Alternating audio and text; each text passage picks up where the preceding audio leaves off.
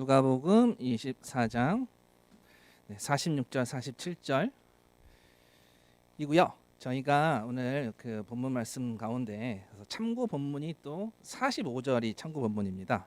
그래서 45절 또 같이 읽도록 하겠습니다. 그래서 누가복음 24장 45절, Recording in progress. 47절 같이 읽도록 하겠습니다. 시작.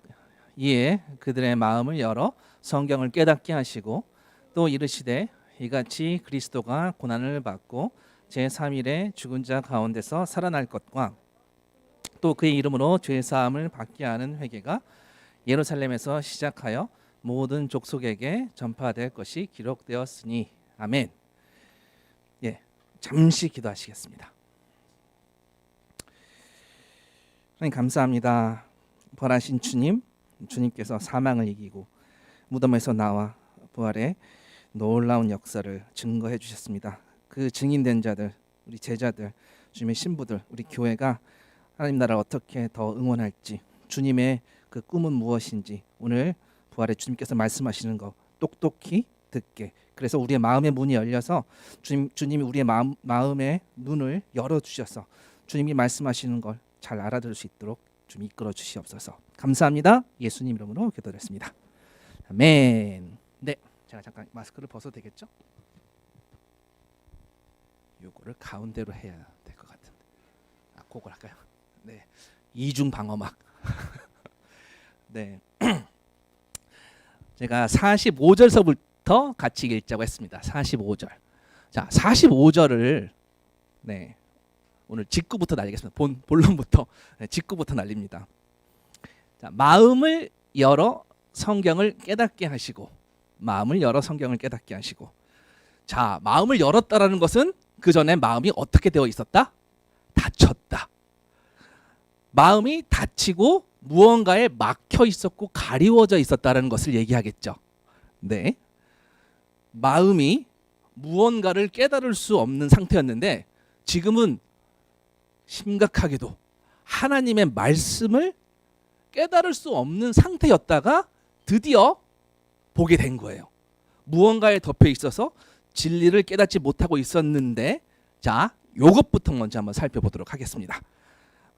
오늘 말씀의 결론은 부활하신 주님이 하신 일, 그리고 그 주님이 베푸신 일, 그리고 오늘 지금 45절에 마음을 열어 깨닫게 하시는 일에 대해서 말씀드리고, 부활하신 주님을 찬양하고 예배하는 우리들의 외침은 절대 멈출 수 없다라는 것을 전하도록 하겠습니다.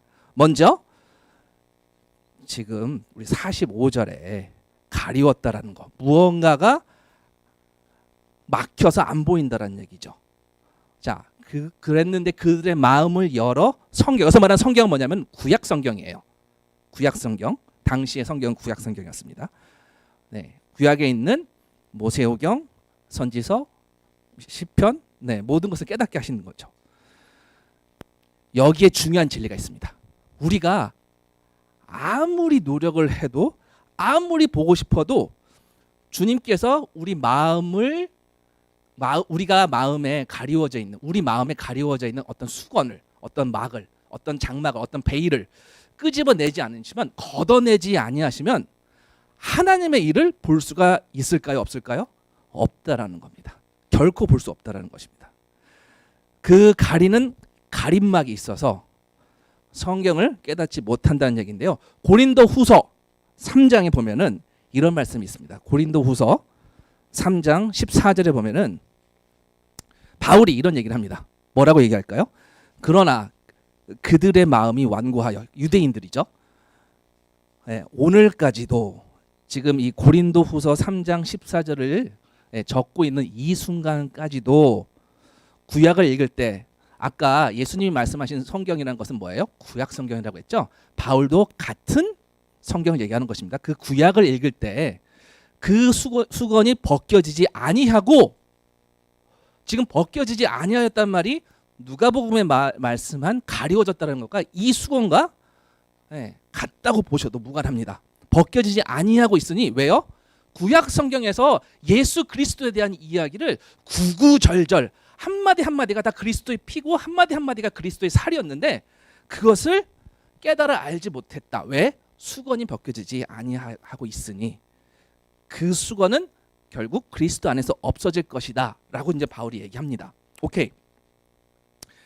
자, 우리가 기도할 때 어떻게 해야 될까요? 지금 이 말씀을 하나님, 제가 말씀을 알아들어야 되는데 그럼 주님께 어떻게 기도해야 될까요? 이 말씀에 의거하자면 우리가 신앙 고백을 아무리 해도 우리 죄를 위해 주님 죽으셨습니다. 주님 사흘 만에 일어나셨습니다. 주님 부활하셨습니다.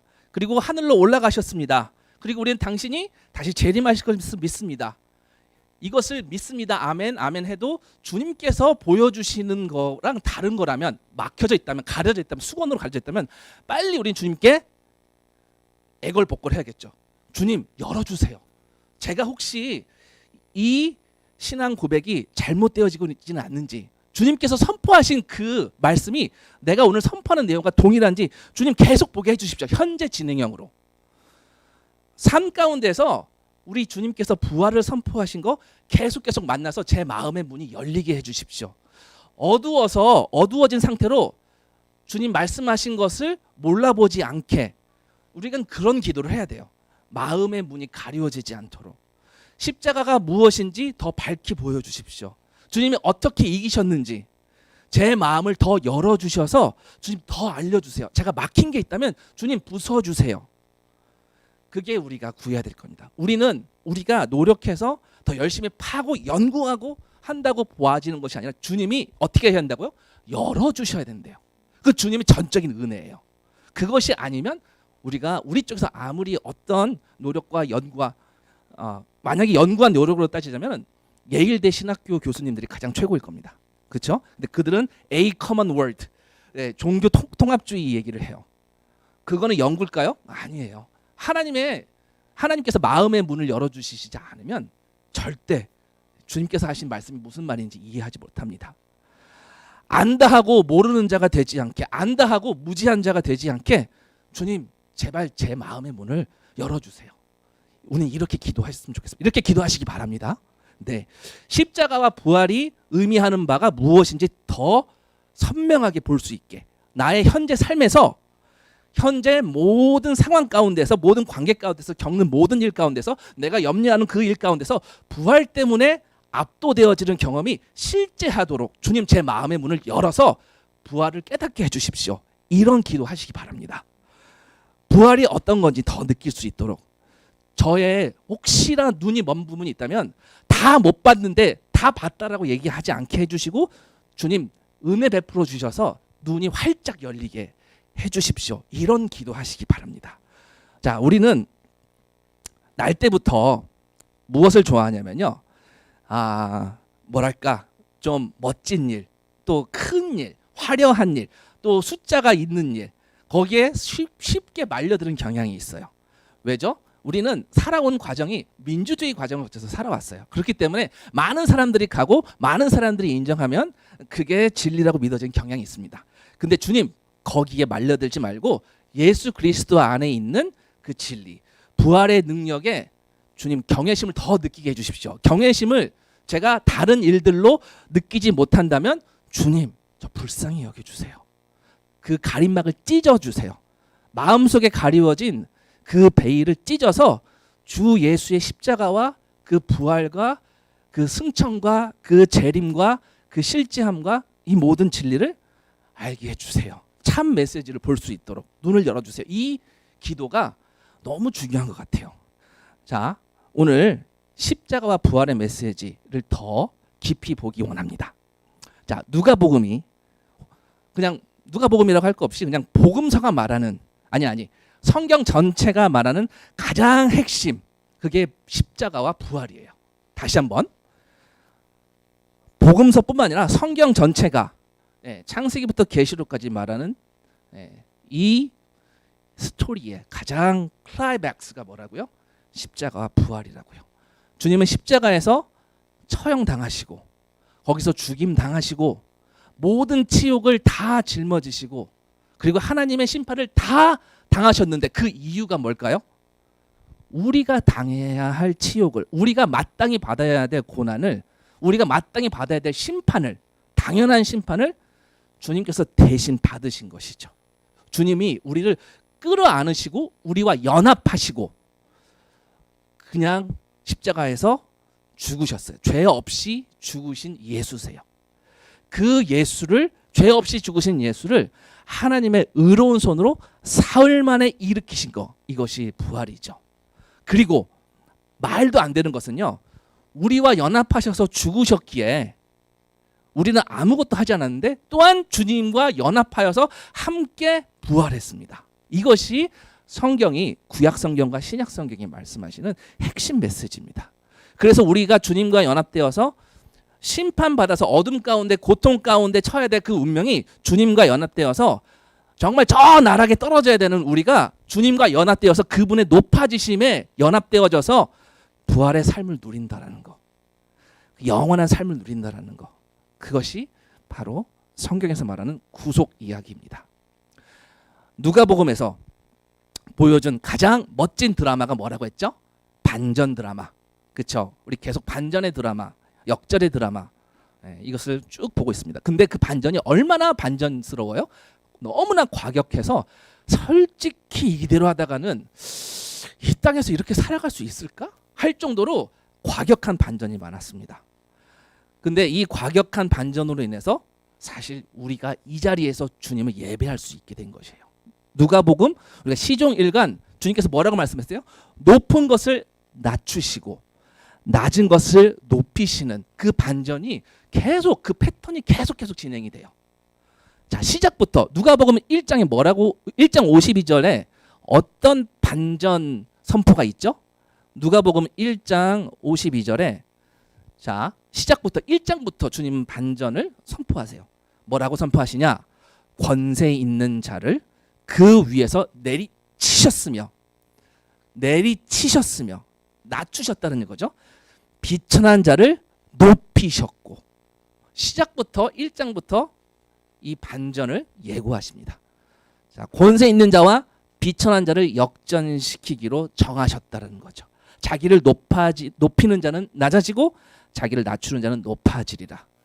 계속 우리가 지금 12주가량 이 반전의 드라마를 경험하고 있습니다. 이 말씀은요, 가장 누가복음의 특징이죠. 이 반전의 가장 클라이맥스가 뭐죠? 십자가와 부활입니다. 가장 이 복음서에, 사실은 성경 전체의 클라이맥스가 뭐냐면요, 바로 십자가와 부활입니다. 성경 전체의 핵심이라고 보셔도 됩니다. 모든 성경이 이 일을 위해서, 이 사건을 위해 적혀져 있다라고 보셔도 과언이 아닙니다. 자, 오늘 본문 말씀 46절 47절. 또 이르시되 이같이 그리스도가 고난을 받고, 지금 누가복음 24장 본문으로 돌아왔습니다.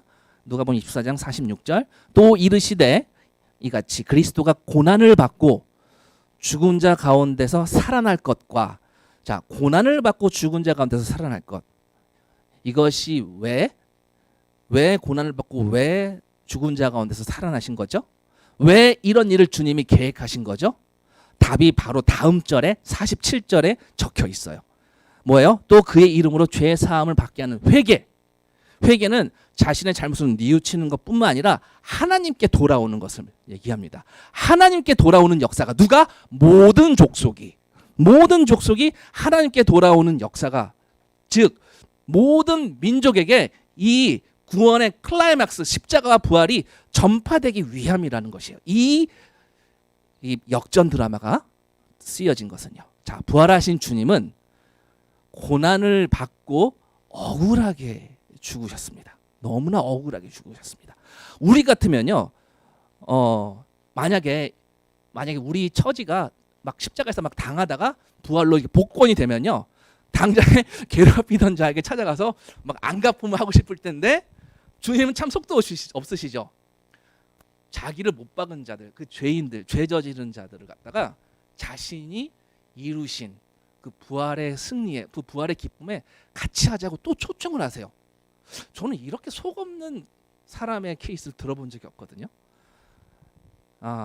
우리 같으면 이렇게 억울하게 당하고 죽으셨다면 내가 당장 어떤 상황에서라도 가서 뭐 안갚음을 해주거나 괴롭히던 자에게 찾아가서 복수하거나 그럴 만한데, 예수님은 오히려 자기를 괴롭히고 부당하게 만들던 우리 죄인들을 도리어 주님께서 이루어 주신 그 부활의 복을 같이 누리도록, 같이 연합하자고 손을 내밀어요. 이거 너무하지 않나요? 이건 너무 주님 그러시지 않아도 될 것 같은데 왜 이렇게까지 하시나요? 이런 사건이 어디 있을까요?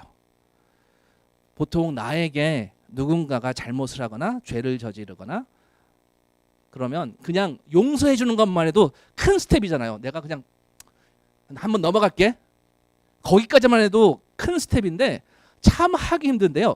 오히려 그 어려움과 부당한 고난을 받으면서도 하나님께서 주신 그 회복의 축복을, 회개의 축복을, 그 부활의 축복을 같이 누리자고 연합하자고 손을 잡으시는 거예요. 그냥 죽음으로 계속 십자가로 가는 그 길에 죄인들의 손에 맞으시고 당하시고 바로 우리의 손에 당하시고 맞으셨는데, 자기를 친 자들, 자기를 때린 자들, 자기한테 치욕을 안겨준 자들, 그들에게, 우리에게 예수는 복수하시는 게 아니고 갚는 게 아니시고 오히려 연합의 손을 내미세요. 죄 사함을 받자라고 내미세요. 회개하자고, 하나님께 돌아가자고. 자, 이것이야말로 하나님의 신부인 교회가 세상에 보여줘야 할 가장 중요한 모습입니다. 잃어버린 자를 끝까지 찾아내서, 자신을 치고 없어버린, 잃어버린 자를 끝까지 찾아내서 구원해 내시려고 주님은요, 지금 하나님의 진노를 홀드하시고 끝까지 한 명 다 찾아낼 때까지 결국 찾고자 찾으시는 주님의 그 열심 때문에 구원해 내십니다. 이게 우리 주님의 패션이에요. 우리 주님의 열심이세요. 그 열망이세요. 그 주님의 열망을, 그 열심을 누가 응원하죠? 하나님의 자녀인 우리가 응원하는 것입니다. 그 열망을 우리 교회를 통해서 주님은 나타내기를 또 바라고 있습니다. 자, 우리가 아까 기도해야 할 것이 무엇이라고 했죠? 우리 마음을 가리고 있는 그 가림막, 덮여져 있는 것, 그것을 찢어서 마음속에 가리워진 그 베일이 열려서 우리 주 예수의 십자가와 부활과 주님의 모든 진리가 우리 교회에게 주시는 그 메시지를 참으로 볼 수 있도록 그렇게 기도해야 된다고 했죠. 주님께 계속 이렇게 눈을 열어달라고 우리 기도했으면 좋겠습니다. 정말 누가복음에 이 말씀이 우리에게, 우리 모두에게, 한 사람 한 사람에게 다 열리길 저는 그렇게 간절히 기도합니다. 주님이 열어주셔야 되는 거. 그래서 나뿐 아니라 내 옆 사람도, 내 이웃도, 나와 관계한 누구에게도 그 문이, 마음의 문이 열리길 기대하는 것. 그것이 사실 복음의 선포예요. 이 복음의 선포는 바로 하나님을 바라보는 그 마음의 그 베일이, 닫혀져 있던 베일이 열려지도록 같이 손잡는 겁니다. 그 구원의 역사가 모든 족속 가운데, 그 모든 족속 가운데 하나님의 잃어버린 자녀들 한 명까지 끝까지 다 찾아낼 때까지 지속돼야 한다는 거. 이것은 누가복음을 읽으면서 우리에게 주시는 분명한 하나님의 선포입니다. 예수의 이름, 그 이름이 선포되고 복음이 전파되는 것은 결코 중단될 수 없습니다. 계속해서 전파돼야 됩니다. 교회는요, 이 복음 전도를, 주님의 이 열망을 계속해서 외쳐야 됩니다. 쉬지 말고 회개하고 하나님께 인도하고 인도받고 서로 인도하고 인도받고 하는 일이 멈추어져서는 안 됩니다. 예수 없으면 나는 소망이 아무것도 없어요 하는, 그렇게 인정하는 사람들, 그 사람들을 주님이 다 찾아내실 때까지 쉬지 말고 응원해야 되는 것이 하나님의 교회입니다. 모든 민족, 우리에게 모든 민족이 누굴까요?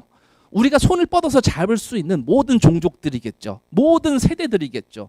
뭐 요즘 뭐 MZ 세대의 어떤 특징에 대해서 자꾸만 많이 나오는데, 네, 여기는 우리 MZ 세대가 있다. 하연이. 하연이가 밀레니얼 제너레이션인가? 오케이, 맞아요. 이렇게 우리가 손을 잡아야 될 모든 세대들, 네, 모든 민족에게 예수 없으면 네, 저는 아무것도 아니고 소망이 전혀 없습니다라고 인정하는 사람들, 그 사람들 주님이 다 찾아낼 때까지 우리 쉬지 말고 응원해야 됩니다. 여기서 근데 좀 한 가지 주목해야 될 것이 있습니다. 이런 사명을 주셨어요.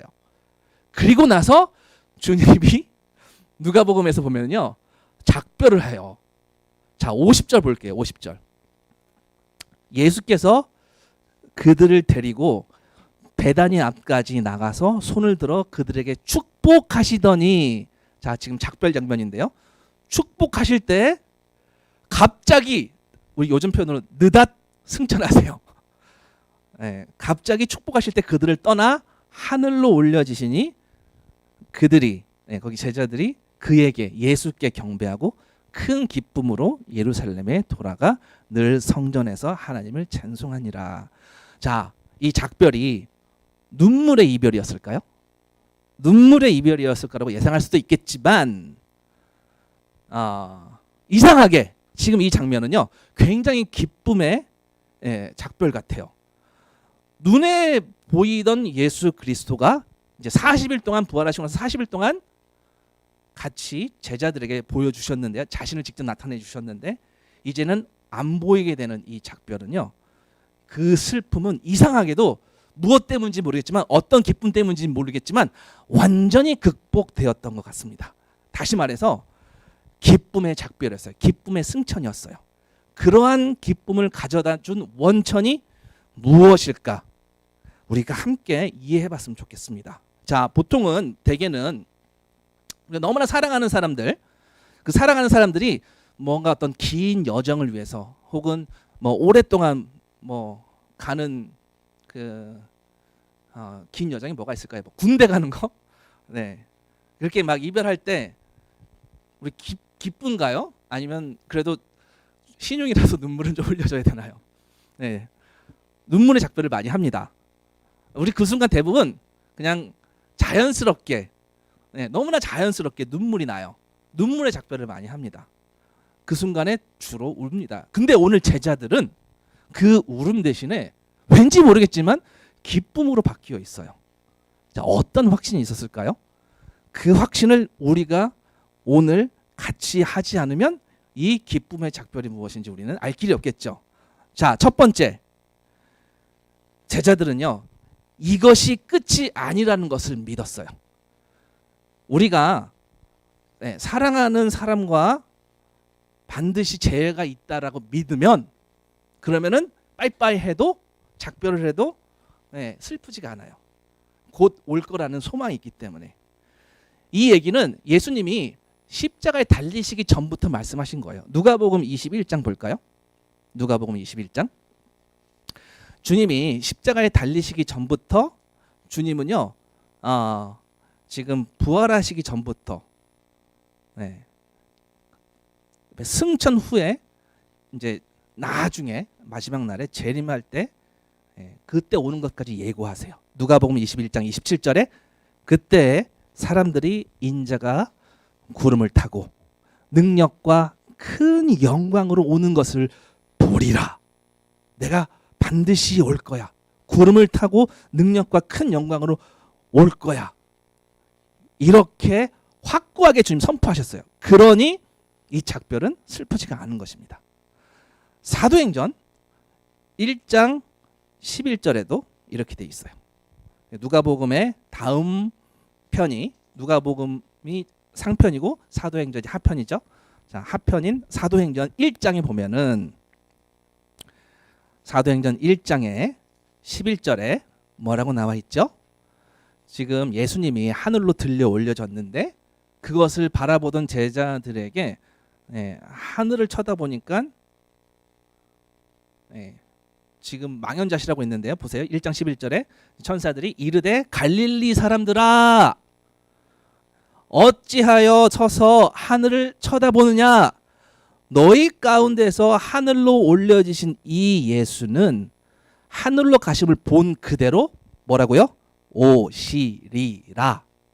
반드시 오시리라 하였기 때문에, 바로 다시 만날 것에 대한 확신 때문에, 그래서 그 작별이 슬프지 않았습니다.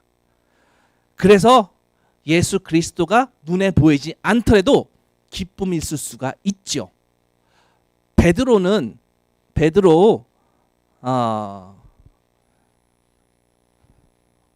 베드로전서에 이렇게 얘기해요. 베드로전서 1장에 8절에 예수를 너희가 보지 못하였으나 사랑하는도다. 이제도 보지 못하나 믿고 말할 수 없는 영광스러운 즐거움으로 기뻐하니. 네, 보지 못했으나 기쁜 것은 이유가 뭐예요? 내가 다시 너희를 만날 거야 라는 재회에 다시 볼 것에 대한 확신이 있기 때문에 제자들에게 이 작별은 최종적인 이별이 아니었습니다. 우리도 예수님을 다시 만나볼 것입니다. 그렇지만 사실 다시 만날 것에 대한 확신만으로는 내가 가장 사랑하는 사람의 그냥 떠나는 그 모습을 그냥 기뻐하는 시간으로만 생각할 수는 사실은 없어요. 올 것을 알지만, 오실 것을 알지만, 만약에 가는 곳이 어떤 곳이냐에 따라서 달라질 수 있습니다. 혹시 여러분 주변에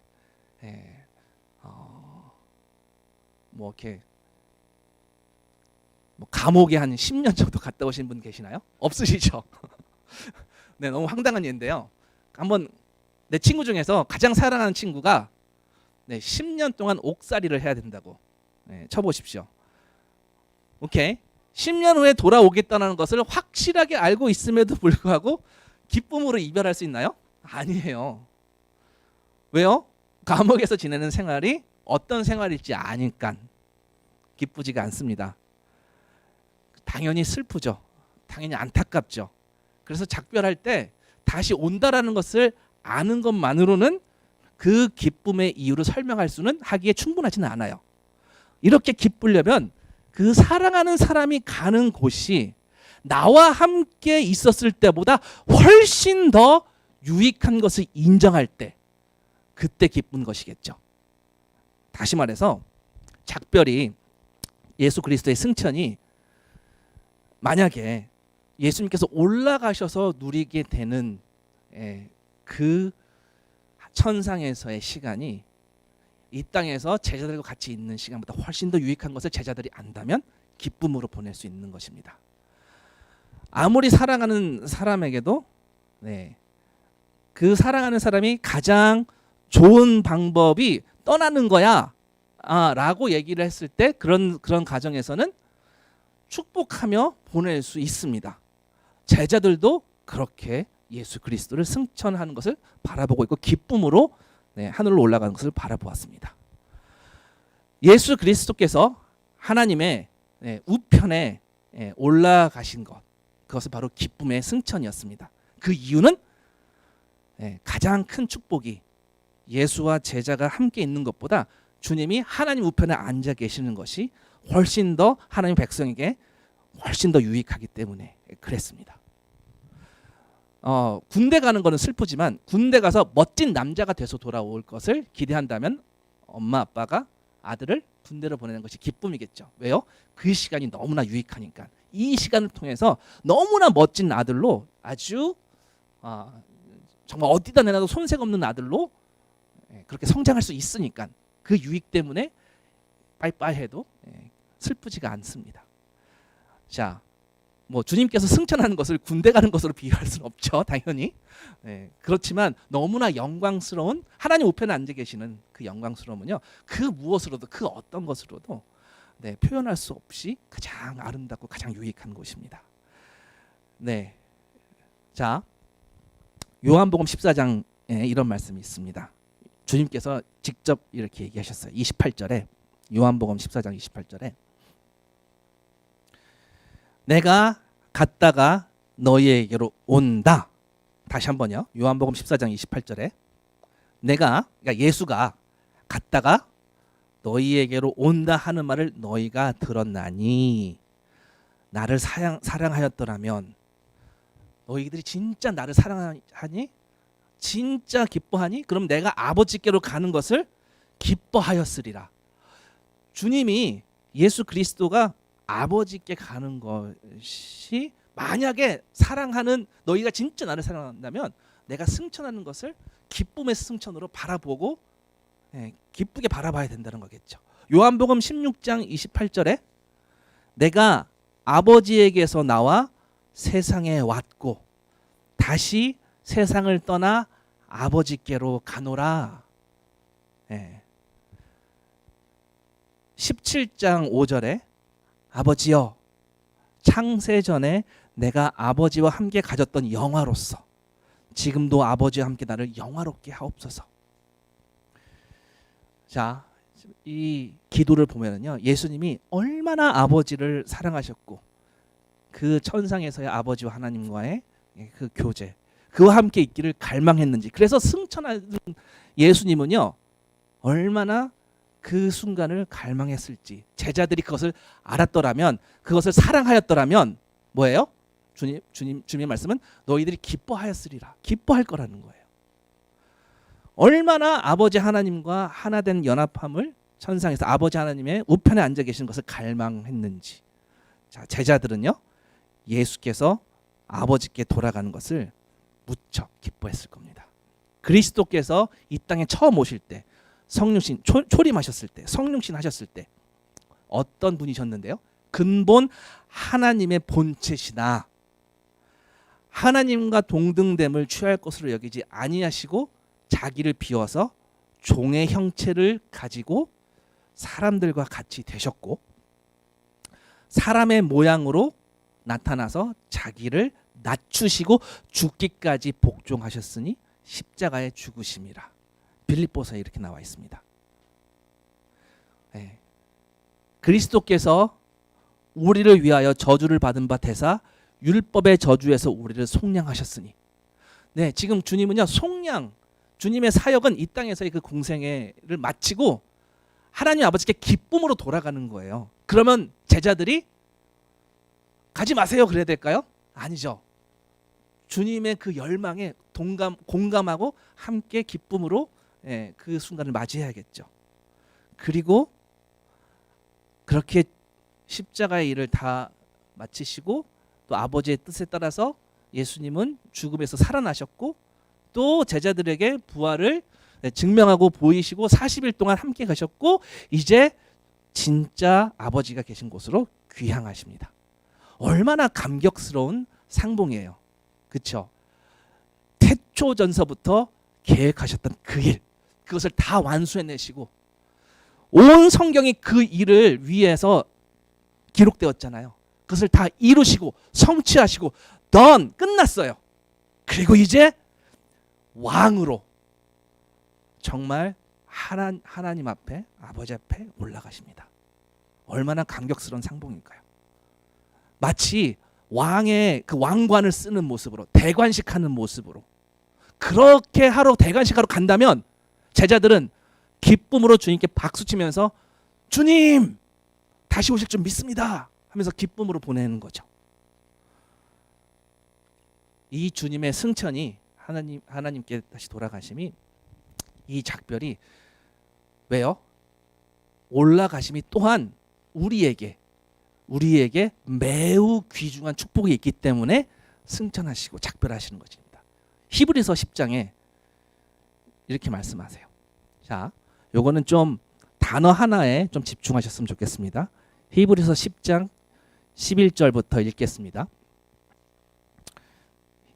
히브리서 10장 11절에 자, 제사장마다 매일 서서 섬기며. 자, 여기서 매일 서서, 그래서 서서라는 단어에 집중하십시오. 보세요. 왜 서 있을까요? 제사를 드리려고 서 있는 거예요. 서 있는다라는 말은 편안한 상태인가요? 아니면 무언가 일을 하기 위해 서 있는 건가요? 제사를 드리기 위해 서 있는 거겠죠. 자, 이제 우리에게 더 이상 서서 제사를 드리는 일을 주님은 스탑시키세요. 제사장마다 매일 서서 섬기며 자주 같은 제사를 드리되 이 제사는 언제나 죄를 없게 하지 못하거니와. 그런데 주님께서 단번에 죽으신 그 영원한 제사 12절, 오직 그리스도는 죄를 위하여 한 영원한 제사를 드리고 하나님 우편에 뭐예요? 앉으사. 자, 앞에 제사장은 매일 서서, 주님은 우편에 앉으사. 왜요? 왜 앉으셨어요? 우리 창세기에서 주님께서 창조를 6일 동안 하셨잖아요. 그리고 7일째 어떻게 하셨죠? 안식하셨어요. 왜요? 왜요? 왜 안식하셨죠? 더 이상 추가로 해야 될 일이 없어요. 주님이 다 이루셨어요. 완벽하게 다 이루셨어요. 완전해요. 끝! 더 이상 서 있을 필요가 없어요. 앉으세요. 하나님 우편에 앉으사. 왜요? 구속의 사역을 다 완성하셨거든요. 이게 진정한 안식입니다. 앉으사. 예수님은요, 오늘 하나님의 우편에 앉아 계십니다. 다 이루셨습니다. 뭐예요? 한 번에 단번에 드리는 그 제사로, 십자가의 그 제물로 모든 죄값을 완벽하게 완전하게 다 그 빚진 것을 지불해 주셨어요. 다 갚으셨어요. 그래서 예수님의 승천은, 그래서 하나님 우편에 앉으사, 앉으시면요 무슨 의미예요? 이제 더 이상 우리가 서 있을 필요가 없다라는 거예요. 제사장들 매일 서서 제사를 드렸는데 이제는 주님이 다 이루시고 단번에 드린 그 제물 때문에, 어린 양의 제물 때문에 이제 주님은 앉으사, 우편에 앉으사, 우리를 위해서 우리가 저지른 모든 과오를 다 덮고 모든 일이 최종적으로 다 이루어졌다. 피어리어드, 끝. 바로 인봉되어 온 거예요. 그러니까 주님은 제자들에게 슬퍼하지 말 것을 얘기하는 거죠. 사랑하는 제자들에게 지금 그리스도의 공생애의 사역이, 십자가 사역이 너무 힘들고 고돼서 쉬러 떠나시는 게 아니라 이제 완전히 다 이루셨다고요. 그래서 우편에 앉으실 거라고요. 자, 또 있습니다. 자, 예수께서 하나님의 오른편에 올라가 앉으시는 것은요, 좀 전에 말씀드렸던 것처럼 하나님께 완전히 만족스러운 속죄가 다 이루어졌다는 것을 증명할 뿐만 아니라 예수 그리스도의 영원한 중보의 사역을 시작하시기 위해서도 역시 포함입니다. 히브리서 4장 15절에 이런 말씀이 있습니다. 우리에게 있는 대제사장은 우리의 연약함을 동정하지 못하실 이가 아니요, 모든 일에 우리와 똑같이 시험을 받으신 이로되 죄는 없으시니라. 너무나 다행이죠. 우리의 연약함을 동정하지 못하실 이가 아니래요. 왜요? 육신을 입고 오셨으니까. 우리 요한계시록 7교회 살펴봤는데 거기 나오는 서머나 교회나 빌라델비아 교회 말고는 사실 책망받은 게 수두룩해요. 교회는 너무나 연약합니다. 이 땅에서의 교회는 연약해요. 그 우리의 연약함을 주님이 안 돼요. 너희들 그렇게 연약한지 알아. 그렇게 터진 부분이 있는 거 알아. 그것을 주님이 너 왜 그래서, 왜 그러니, 내가 그렇게 가르쳤더니 가 아니라 동정하지 못하실 리가 아니시래요. 예수께서는. 왜요? 모든 일에 우리가 똑같이 시험을, 모든 테스트를, 모든 템테이션을, 모든 유혹을 다 받으셨는데 좀 완벽한 제물이 되시고 흠없이 죄가 없으신 제물이 되셨습니다. 그렇기 때문에 주님께서 하늘에 올라가 하나님 우편에 앉아 계셔서 영원한 중보자가 되시는 게 우리와 함께 이 땅에 있는 것보다 훨씬 더 유익한 거라고요. 그러니 제자들은 빨리 올라가십시오. 그래야겠죠. 마지막으로 한 가지 더. 자, 부활하신 주님, 그 예수의 승천은요, 그 작별은 우리에게 기쁨의 승천인 또 한 가지. 자, 주님은요 그렇게 올라가셔서 모든 적을 다 다스리고 누르시는 것까지를 의미하기 때문입니다. 베드로전서 3장에 이런 말씀이 있어요. 자, 베드로전서 3장 22절에 주님께서 하늘에 승천하시고요, 뭐라고 돼 있죠? 그는 하늘에 오르사 하나님 우편에 계시니, 거기 앉아 계십니다. 천사들과 뭐요? 권세들과 이 땅의 모든 권세들을 얘기하는 거겠죠. 능력들이 이 땅에서 힘자랑하던 모든 것들이 그 거짓 힘자랑하던 모든 것들이 이제 우리 왕 예수 그리스도께 복종합니다. 그래서 베드로전서 3장 22절처럼 하늘에 오르신 거예요. 하나님 우편에 계시니 천사들과 권세들과 능력들이 그에게 복종하느니라. 자, 어떤 권세, 어떤 능력들? 에베소서 6장에 뭐라고 되어 있죠? 에베소서 6장 12절에 우리의 씨름은 혈과 육을 상대하는 것이 아니요 통치자들과 권세들과 이 어둠의 세상 주관자들과 하늘에 있는 악의 영들, 바로 이것이 주님께서 짓밟으신, 주님께서 그 발 앞에 발등상에 밟으신 그 권세들입니다. 그들이 주님 앞에 굴복했다는 거죠. 이게 왜 그랬냐는 것을 에베소서 1장 20절에 나와 있는데요. 여기는 번역을 조금 다시 바로 잡아야 됩니다. 한번 보겠습니다. 베드로전서 1장 20절. 그의 능력이 그리스도 안에서 역사하사, 에베소서 1장 20절, 죽은 자들 가운데서 다시 살리시고 하늘에서 자기의 오른편에 앉히사, 하나님 우편에 앉히사, 21절, 22절, 모든 통치와 권세와 능력과 주권과 이 세상뿐 아니라 오는 세상에 일컫는 모든 이름 위에 뛰어나게 하시고 또 만물을 그의 발 아래에 복종하게 하시고 그를 만물 위에 교회의 머리로 삼으셨느니라. 이 부분이 번역을 바로 잡아야 됩니다. 정확한 번역은요, 만물 위에 가장 뛰어나고 가장 머리 대신, 가장 수장 대신 예수를, 모든 권세를 다 누르시고 부활하시고 승리하신 우두머리이신 만유의 주 예수를 교회에게, 교회를 위해 주셨다가 맞는 번역이에요. 다시 한번요. 모든 권세를 다 누르고 승리하시고 우두머리 대신, 만유의 주 대신 예수를, 그 예수가 무엇을 위해요? 교회를 위해, 혹은 교회에게. 우리 영어 성경 있으면 정확하게 이렇게 번역되어 있을 것입니다. 한글 성경은 좀 잘못 번역되어 있어요. 교회를 위해 혹은 교회에게 주셨다라고 되어 있어요.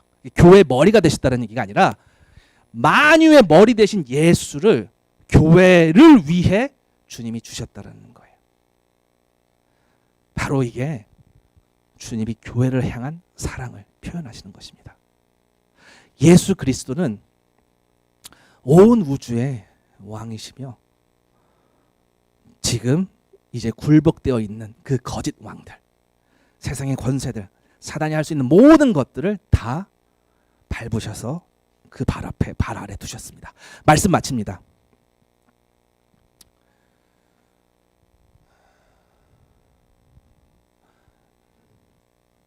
오늘 주님께서 주신 말씀이 우리 마음을 활짝 열고 선포되어졌길 그렇게 기대합니다. 모든 것이 지금 다 뚫려서, 명쾌하게 다 뚫려서, 덮였던 수건들이 다 오픈되어서 정확하게 전달되어서 감사할 수도 있고요. 주님은 그렇게 하지 않으실 수도 있어요. 왜죠? 사실은 우리 마음에 덮여져 있는 그 막, 성경을 이해하지 못하는 그 부분은요, 주님께서 잠시 그 수건을 우리 마음에 덮어 두셨을 수도 있어요. 그래서 장차 사라질 것이 영원히 사라지지 않는 오직 한 분 예수 그리스도, 그 분의 밝으신 그 영광을 바라보지 못하게 될 수도 있습니다. 그래서 우리가 구할 것은요, 은혜예요. 주님, 저에게 더 잘 보이게 해주시면 안 될까요? 주님, 저는 아무리 해도 너무 아둔합니다. 주님, 보여주세요. 열게 해주세요. 보이게 하시는 분도 주님이시고요, 안 보이게 하시는 분도 주님이세요. 그래서 우리는 철저하게 주님께 은혜를 구하고 그 긍휼을 구할 수밖에 없습니다. 하나님께 더욱 가까이 가서 주님과 진짜 연합됨을 누리시길 바랍니다. 그리고 같이 간청했으면 좋겠습니다. 하나님께 한 가지 간청했으면 좋겠습니다. 다른 건 몰라도 우리 하나님이 낳으신 자녀잖아요. 주님, 저 주님의 자녀잖아요. 나를 태초전에서부터 주님께서 거듭나게 해주시기로 결정하신 택정하신 자녀이잖아요. 주님, 내가 자격이 있어서 주님 이 자리에 있는 게 아니잖아요. 주님 그렇게 은혜 주시기로 결정하셨기 때문에 제가 이 자리에서 주님 말씀 듣는 거잖아요. 주님, 이 은혜 계속 끊어지지 않게 계속해서 내려주세요. 이거를 우리가 계속 간청했으면 좋겠습니다. 주님, 불쌍히 여겨주세요. 지금 제가 보기를 원합니다. 내가 보기를 원하나이다. 거지 바디메오가 외쳤던 것처럼 우리 그 심정으로, 가난한 심정으로, 험불한 심정으로, 주님, 내가 보기를 원합니다. 혹시 가려진 게 있다면 열어주세요. 그럼 우리 주님은, 우리의 연약함을 아시는 주님은 왜 그것도 못 보니가 아니라요, 주님께서 하신 일을 다 볼 수 있도록 그 십자가와 부활과 승천과 재림과 그 모든 주님의 진리를 다 볼 수 있도록 그 베일을 벗겨주실 겁니다. 이 하나님의 이 아들의 다시 오시는 그 재림과 하나님 나라에서 열리는 멋진 이 멋진 예배, 그리고 주님께서 이루신 그 중보의 사역, 영원한 중보의 사역, 교회의 모든 적들을 다스리는 주님의 그 주권, 그 모든 것을 다 보게, 열리게 해주실 것입니다. 이것을 가능케 하신 분, 바로 부활하신 주님이십니다. 부활하신 주님을 만나고 작별하는 제자들, 그 제자들은 어디로 향하죠? 예루살렘으로 돌아갑니다. 성전으로 갑니다. 누가복음 이야기는요, 성전에서 시작해서 성전으로 마무리됩니다. 그래서 거기서 매일 증인이 되는 삶을 수행합니다. 새 소망이 시작되는 삶이 그 현장에서, 예루살렘에서 기다리고 있습니다. 그리고 이 제자들은 하나님을 끊임없이, 쉼없이 찬양하는 예배자가 됩니다. 자, 누가복음은 이렇게 마무리되지만요, 누가복음은요, 그 복음의 이야기는요 여전히 열려 있어요. 여전히 오픈 엔딩이에요. 왜죠? 제자들은 성령을 기다리고 있습니다. 근데 아직 누가복음에서는 성령이 임하기 전이에요. 그건 사도행전에 가보면 이 오픈 엔딩 스토리가, 이 오픈 엔딩된 이 이야기가 계속 될 것입니다. 누가요? 성령께서 끌어가실 거예요. 예수 그리스도가 이 땅에서 이루신 그 일, 완벽한 구속 사역, 이제 성령께서, 주님께서 열어두신 그 사역, 오픈 엔딩을 주신 사역, 이제 성령께서 이어나가십니다. 계속될 거예요. 절대 스탑되지 않습니다. 이 하나님의 인도하심을 따라 새로운 공동체가, 즉 초대교회가 활동되는 것을 주님은 사도행전 통해서 선포하십니다. 누가복음은 오픈 엔딩으로 끝나지만 하나님의 약속이 성취되었다는 것은, 그리고 그 약속이 계속해서 이루어진다는 점은 강조하고 마칩니다. 하나님의 계획은요, 하나님의 시간표에 따라서, 우리의 시간표가 아니라 하나님의 시간표에 따라서 진행되고 성취돼서 결국, 우와, 영광스러운 하나님의, 와, 내가 그때는 왜 이렇게 생각했을까? 돌아보면 그 영광스러운 거예요. 하나님께서 하신 그 새로운 일들에 감격해서, 그래, 그때 내가 이걸 못 봤구나. 주님, 저 아둔한 저를 열어주세요. 은혜 내려주세요. 우리의 지혜를 넘어서시는 하나님, 그 하나님만 바라봅니다. 우리는 이런 고백을 하게 되는 거예요. 그래서 새로운 신앙 공동체, 즉 초대교회 공동체가 이 일을 주님의 성령의 역사와 함께 계속 수행하게 됩니다. 잃어버린 양들을 계속 찾아가고요, 주님이 하셨던 그 일, 주님 승천하셔서 하나님 우편에 앉아 계셔서 바라보시지만 성령은 우리와 함께, 교회와 함께 세세토록, 세대 다음 세대 계속 멈춤이 없이 나아가십니다. 교회는 결코 이 사명이 멈추면 안 됩니다. 구원의 방주 안으로 들어오라고 하는 이 주님의 이 초대를 계속 외쳐야 됩니다. 그리스도인이 살아가는 이유, 바로 이거예요. 우리 민수기 16장에 고라 자손이, 그 아론이 죽은 자 산자 사이였을 때 죽고 사는 문제에 갈라지는 그 향로가 뭐예요? 예수 그리스도. 죽어가는 사람들에게 생명을 전하는 거. 예수 생명 없이 죽어가는 자를 위해서 생명의 예수를 전하는 삶. 우리 라이프 미션의 바로 개척 사명이기도 했습니다. 그것은 결코 쉬지 않고 멈추지 않고 계속돼야 됩니다. 잠시 기도하시겠습니다. Recording stopped.